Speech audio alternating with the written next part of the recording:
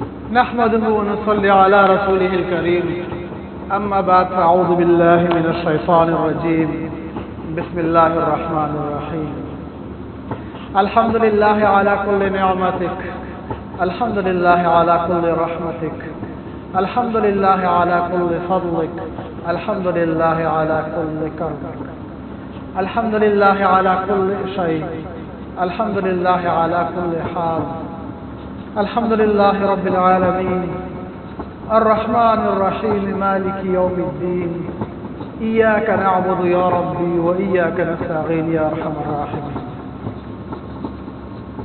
میرے معزز دوستو، السلام علیکم ورحمۃ اللہ وبرکاتہ.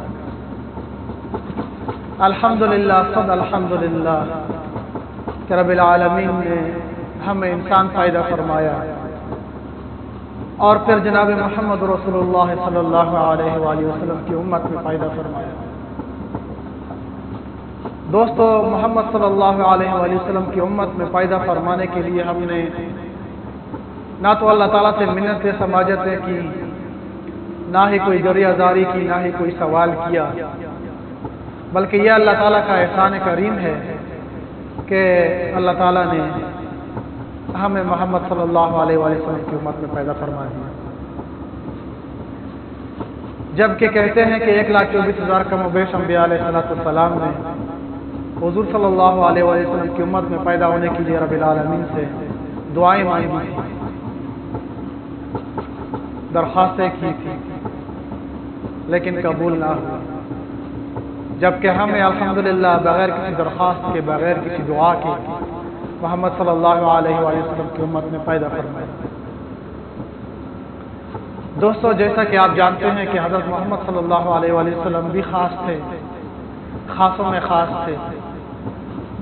ان کے اصحاب کرام بھی خاصوں میں خاص تھے، ان کا دور بھی خاصوں میں خاص تھا اور ان کی امت بھی خاصوں میں خاص ہے. دوستو، ہمارے خاص ہونے کی کیا وجہ ہے؟ ہم خاص کیوں ہیں؟ سب سے پہلے تو ہمیں یہ سوچنا چاہیے، ہر دور میں ہر نبی کی امت آئی ہے، لیکن جو فضائل و جو برکات ہمارے محمد صلی اللہ علیہ وآلہ وسلم کی امت کو یعنی ہمیں عنایت فرمائی کی گئی ہے اللہ تعالیٰ کی جانب سے، وہ کسی اور امت میں نہیں تھی. اس کی خاص وجہ کیا ہے؟ دوستو، ہمیں سوچنا چاہیے کہ ہم خاص کیوں ہیں. اگر ہم اس چیز کی طلب نہیں کریں گے، ہم اس چیز کے بارے میں نہ ہی سوچیں گے کہ ہمیں خاص کیوں پیدا فرمایا گیا ہے اور قرآن مجید میں ہمارے بارے میں ذکر کیوں آیا ہے کہ ہم خاص ہیں. خیرکم امۃ اخرجت للناس، تو ہمیں کیا معلوم پڑے گا؟ ہماری زندگی تو ایسا ہی رائے گاہ ہو جائے گی، ہمیں تو معلوم ہی نہیں ہوگا کہ ہم خاص کیوں ہیں.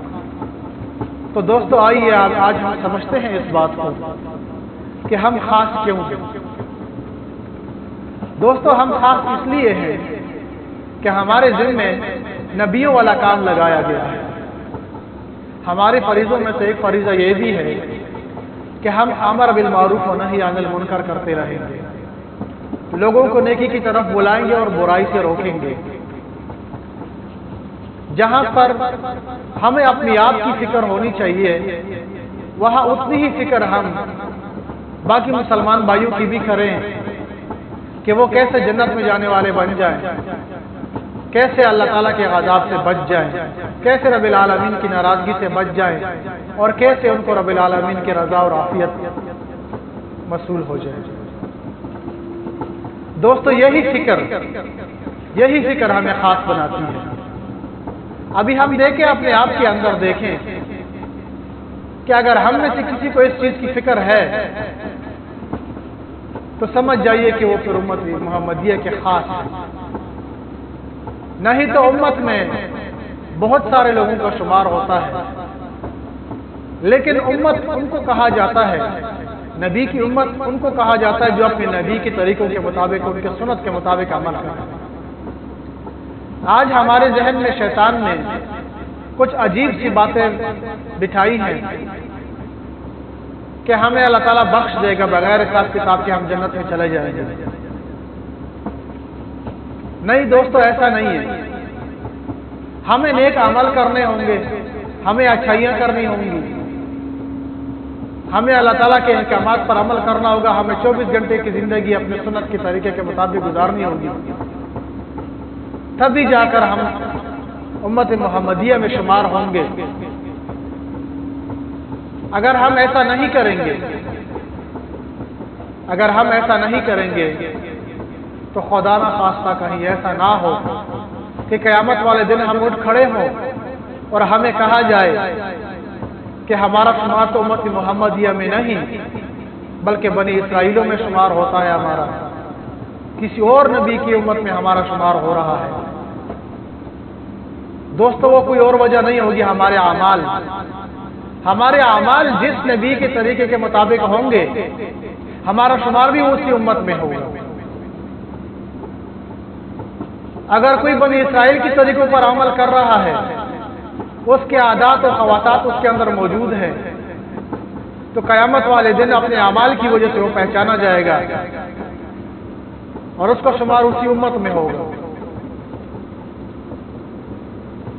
یہی وجہ ہے دوستو کہ ہم خاص اس لیے ہیں کہ ہمیں عمل کرنا ہے جناب محمد رسول اللہ صلی اللہ علیہ وسلم کے طریقوں پہ اور ان کے طریقوں پر اور ان کی سنت پر 24 گھنٹے کی زندگی گزارنے کی کوشش کریں گے. اپنے 5 وقت کی نماز پڑھیں گے دوستو، اللہ تعالیٰ سے مانگیں گے، کسی اور کو معبود نہیں مانیں گے. ہمارا ایمان اور عقیدہ اس بات پر پکا ہونا چاہیے کہ اللہ سے ہوتا ہے، غیر اللہ سے نہیں ہوتا، اسباب سے نہیں ہوتا ہے تو صرف رب العالمین سے ہوتا ہے، اور یہی ہمارا عقیدہ ہونا چاہیے.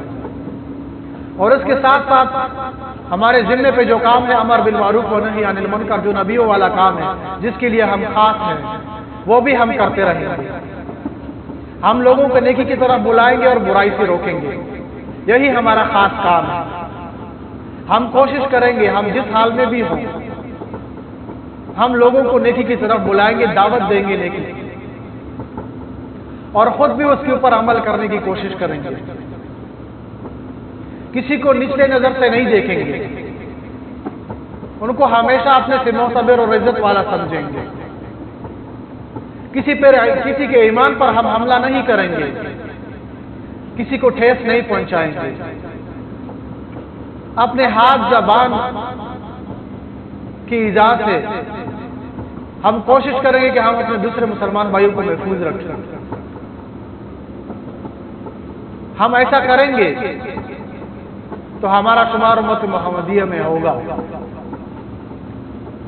اگر ہم وہ کام کریں گے جو حضرت محمد صلی اللہ علیہ وسلم نے ہمارے ذمہ لگائے ہیں اور رب العالمین نے ہمیں حکم فرمایا ہے، تو پھر ہی ہمارا جو شمار ہے وہ ہوگا امت محمدیہ.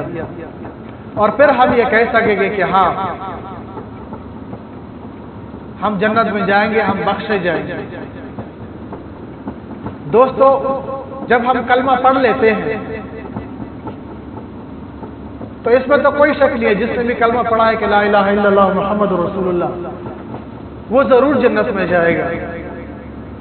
لیکن دوستو، کیا ہم اپنے اعمال کی،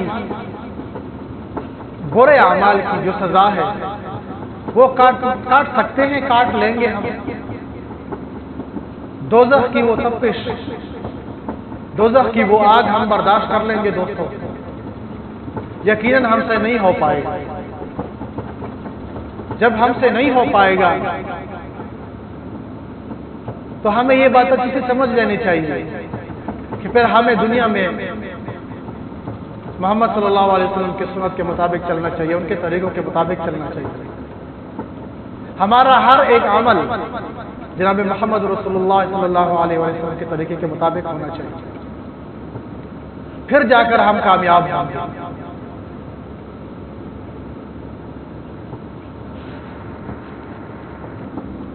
تو دوستو، کوشش کریں گے ہم اپنے اصلاح کی اور کوشش کریں گے ہم کہ ہمارا دوسرا مسلمان بھائی کیسے راہ راست پر آ جائے اور کیسے اللہ والا بن جائے. وما علینا الا البلاغ.